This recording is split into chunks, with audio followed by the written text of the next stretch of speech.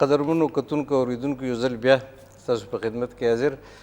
موږ په تنقید خبره وکړه، اوس خبره کوو ادب او عصري تقاضې، یعنې د دور غوښتنې. په کم دور کې چې یو شاعر، ادیب او لیکوال ژوند کوي، نو د هغې دور تقاضې په ادب کې څنګه د هغې انعکاس پکار دی، د هغې ریفلیکشن په ادب کې څنګه پکار دی. د پښتنو د تیرو څلوېښتو کالو غمیزې او نورین چې زمونږ په سیاسي، سماجي او اقتصادي ژوند کم اثرات غورځولي دي، هغه ډېر زیات د فکر و پام وړ شیونه دي. خو په تیره لکه موږ دا خبره وکړه چې ادب او عصري تقاضې، په دغه امریکا کې یو واقعه وشوه 9/11 چې ورته وایي، په 9 سپتمبر 2011 چې د هغې په ورلډ ټریډ سنټر یعنې په نړیوال تجارتي مرکز یوه حمله وشوه. په هغې کې بلا خلک مړه، ژوبل او ټپیان شو او امریکا راوګرځېد او په ټوله دنیا کې یو غوبل ډبلی جوړه کړه.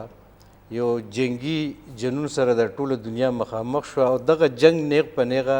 افغانستان ته او بیا د افغانستان د لارې پښتونخوا او پاکستان ته هم راغی. د دغه 9/11 په ادب باندې څه اثرات دي، زه لږ غوندې یو څیز د ملګرو سره شریکول غواړم ډاکټر صاحب، که ستاسو اجازه. جی بالکل. دا یو کتاب دی جی، پښتو نظم جی. د 9/11 نه پس، یعنی د 9/11 په پښتو ادبیاتو باندې څه اثرات وغورځېدل او پښتون شاعر، لیکوال او منور دغه حالاتو ته بیا څنګه وکتل. دا کتاب ډاکټر صاحب لیکلی دی، ډاکټر مظهر احمد، پروفیسر ډاکټر مظهر احمد، چې په چکدره پوهنتون کې د پروفیسر په طور کار کوي او په چکدره کې ژوند کوي. په دې کتاب باندې ډاکټر صاحب هم سریزه لیکلې ده د ارض خلیل په نوم باندې، او هغه سریزه به ذات خود د لوستو سره تعلق ساتي. په دې کتاب کې چې موږ وایو چې ادب او عصري تقاضې، نو دې زلمي لیکوال د هغه لیکوالانو شاعري راټوله کړې ده کوم چې نیغ په نیغه د 9/11 د دغې حادثې او حملې نه پس زموږ ژوند متاثره کړی دی. نو په دې کې په ړومبي سب کې د زما نوم لیکلی اکبر سیال، رحمت شاه سایل، بغزاده دانش، بخشیر اسیر،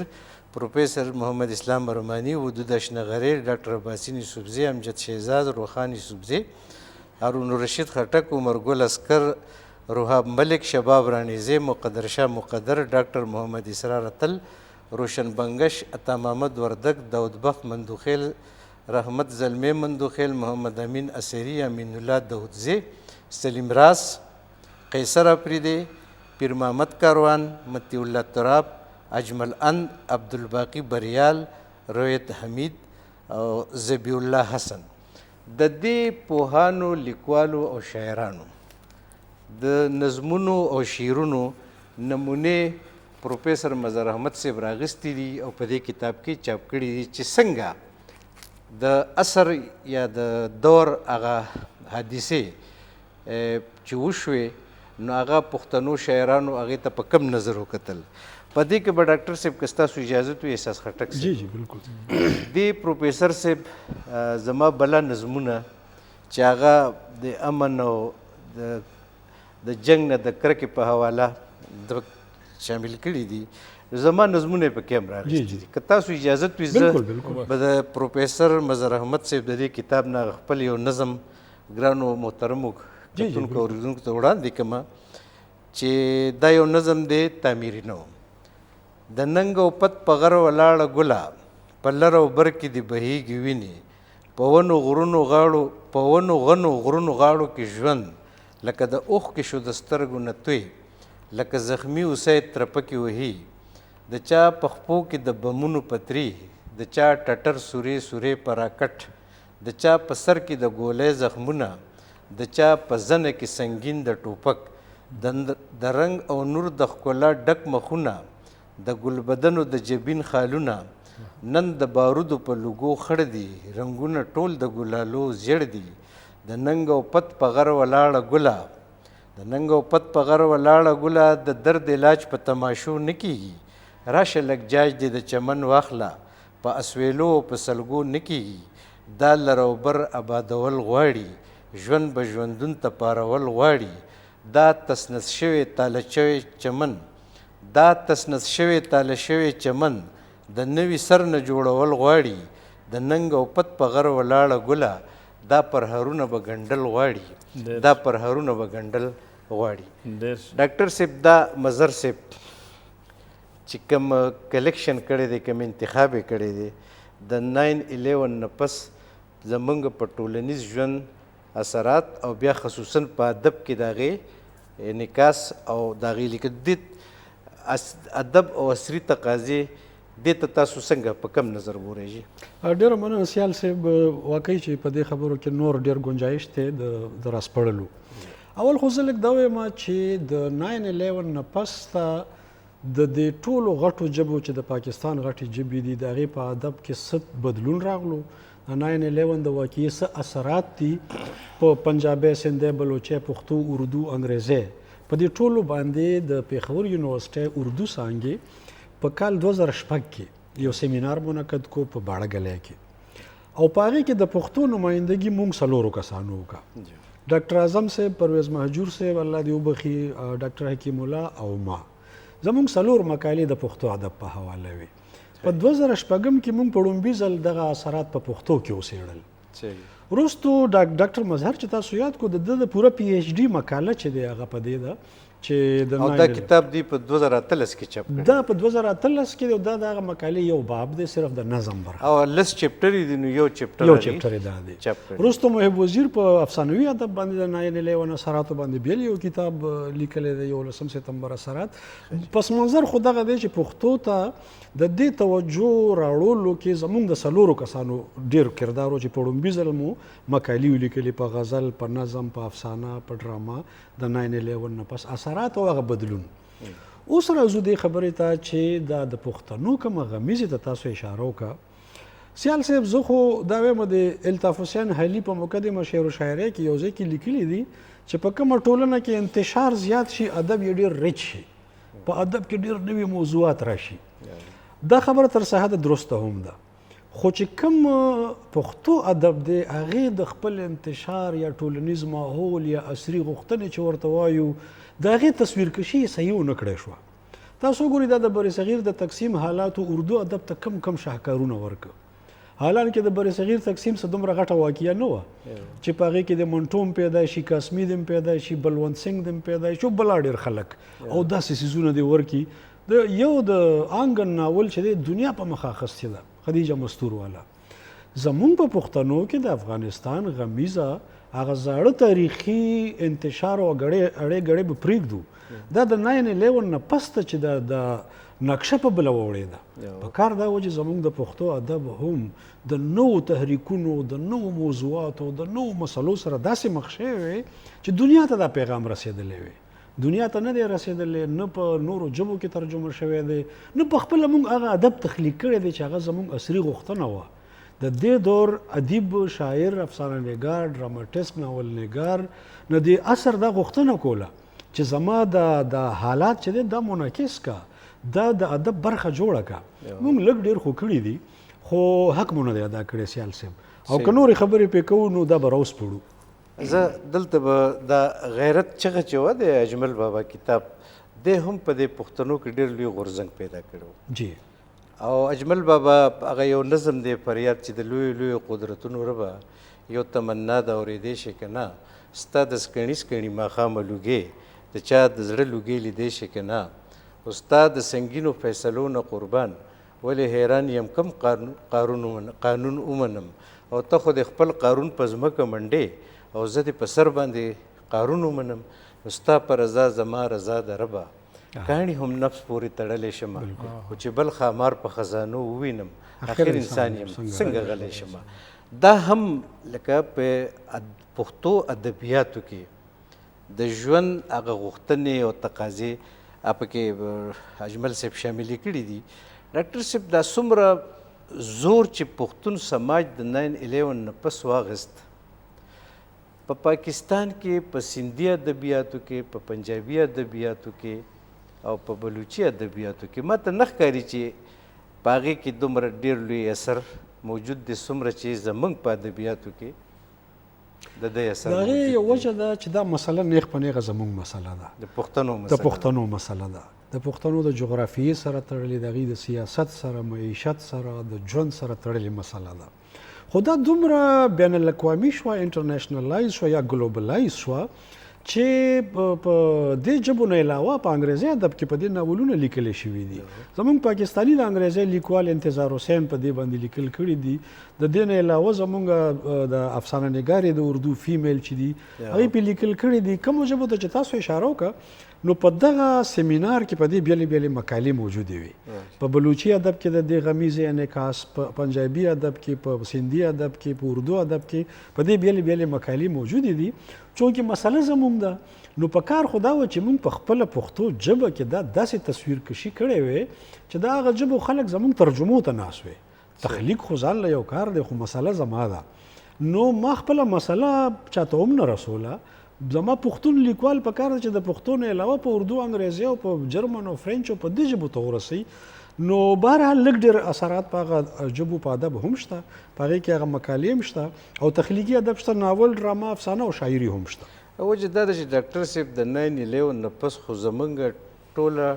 ټولنه او زموږ خپل ټولنیز اقدار دا د منځه لاړل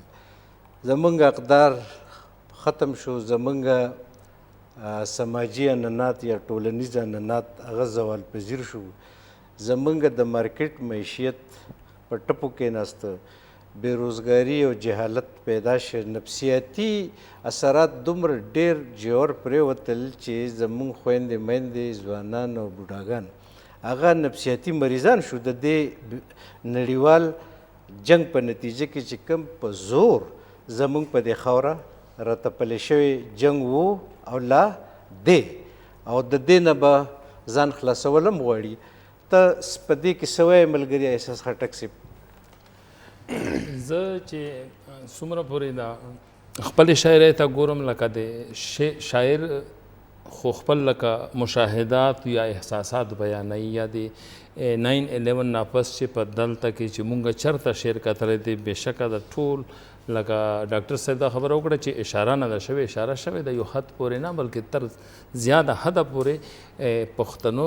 چې کوم شاعران دی هغو دا شی رامخکې کړی دی خو دا بېله خبره ده چې په هغه لینګویجز کې لکه هغه ژبو ته دا نه دی هغه شوی چې هغه په انټرنیشنل لیول یا زمونږ په نیشنل لیول په پاکستان کې زمونږ دغه خپل شی رسولی وه نو ما نظر دا دی چې لکه کار په خپل ځای یو حد پورې شوی دی خو په دې کې یو چې کوم بنیادي کمی دی هغه دا دی چې زمونږ د خپلې ژبې چې د لوستي نشته مونږ نوی نسل چې دی که نه سیال صاحب ځکه ما کتابونه دي زما بچیان زما په کتابونو نه پوهېږي نو که زه چې دا شی بیا هلته ملوم نو باید مونږ خو په کتاب راولو نو په کتاب کې زمونږ نه خپل ادب مړ پاتې شي نه کې چې هغه عملي طور باندې په ژوند کې یو بل نوي نسل ته او لکه وسپارل شي یو مخصوص خلک دي زمونږ چې د پښتو اکیډمیز دي یا د پښتو لکه چې په یونیورسټۍ کې چې کوم تخلیقي یا تحقیقي کار کوي هغه خلک خو باید خبر دی او پوهیږي خو بنیادي چې زما کوم نوی کول دی یا زموږ هغه جنریشن دی چې هغه اډو د پښتو په لوست نه پوهیږي نو دلته کې یو سوال خامخا پیدا کېږي چې دومره ښکلی ادب چې مونږ ورته یو په ښه نظر باندې دا مونږ نوي کول ته یا نوي نسل ته څنګه لکه چې هغه په کتاب نه پوهیږي نو که زه یې ولیکم چې هغه ته هغه شی رسي نه نو دا خو به په کتاب کې مړ پاتې شي ډاکټر صاحب د احساس خټک صاحب ډېره جوته خبره وکړه چې زه په پښتو کې لیکل کوم او زما په پښتو نور خلک څه چې زما خپل بچي هم نه پوهېږي نو دا به موږ د خپله غمیزه چې ده د خپل نورین دا به د دنیا ته څنګه وړاندې کوو چې په پښتنو څه تیر شو څه تیریږي ځکه چې په دې 40 کلونو کې زموږ په لکونو خلک مړه شو ټپیان شو ژوبل شو او دغسې په پاکستان کې هم او یا 80,000 خلک مړه شو شهیدان شو دغسې په قبایلي علاقو کې 1.5 خلک حلال کړي شو زموږ سکولونه او زموږ په یونیورسټۍ هغه په بمونو والوتې او په دغه تیرو کلونو کې په هر ځای کې دماکې او دا لاشونه او دا یعنی دا به څنګه موږ کوو چې یو شاعر خاص کر پښتون شاعر چې دی په پښتو ژبه کې د خپل غم لیکي خو په دې غم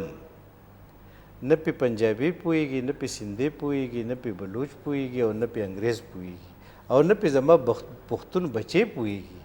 دا د دې مسلې حل څه وي حل شته سیال صاحب دوه خبرې دي اول خو موږ له په کار ده چې کوشش وکړو چې کم خلک په بین الاقوامي ژبه انګریزۍ کې لیک کولی شي نو هغې په کار ده چې دا غمیزه په انګریزۍ کې ولیکي لکه ګوره دا یو حسیني دی کایټ رنر یو ناول یې لیکلی دی په انګریزۍ کې خو هم په دې تناظر کې لیکلی دی چې په افغانستان کې څه صورتحال دی سړی دی پښتون خو په امریکا کې آباد دی بیا دویم ناول هم ولیکلو په هغې باندې هالیوډ فلم جوړ کړو هغه په دنیا کې خبره خوره شوه نو زموږ سره د انګریزۍ پوهېدونکي خلک شته اول خو دا ده چې په انګریزۍ کې دي ولیکي چې دنیا ته ورسي دویمه خبره چې تاسو کوئ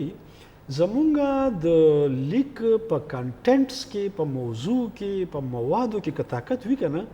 هغه انګریزان به مجبوره کېږي یا د دنیا د ژبو خلک به مجبوره کېږي چې هغه به زده کوي ګورئ د 9/11 نه پس ته پښتو ژبه پښتانه لوکل نه دي پاتې شوي دا تاسو ګورئ د ټول نه زیاتې د ریډیو چینلې د پښتو ولې دي دنیا متوجه ده ټول نه زیاتې د ټي وي چینلې د ابلاغ ذریعې د اخبار ذریعې دا ځکه چې اوس پښتو پښتانه افغانستان د غمیزه د ټولې دنیا ته رسېدلې ده نو د دې مطلب چې خلک دلچسپي اخلي چې په دې ځان پوهېږي خو زمونږ که په لیک کې زور وي که نه نو ولې دا رشین لیټریچر چې دی دا خو د نوره دنیا خو پرې نه پوهېږي خو څه چلو شو چې په ټالسټای کې زور او په چیخوف کې زور او په نورو لیکوالو کې زور او چین ترجمه که فرانس ترجمه که انګریز ترجمه که دنیا متوجه شوه دا سیس کېدی شي خو اول شرط دا دی چې زموږ تخلیقکار د هغه مواد هغه زور او د خپل لیک هغه انداز پیدا کړي ډاکټر صاحب ډېره مننه خبره م راټوله کړه دې مسلې واحد حل دا دی چې د پښتو ژبې دغه لیکونه په نورو ژبو کې وژباړلی شي او دنیا ته زموږ د خپل غم او د خپل تصور د ژوند وړاندې کوي او وړه شان دمه اخلو بیا راځو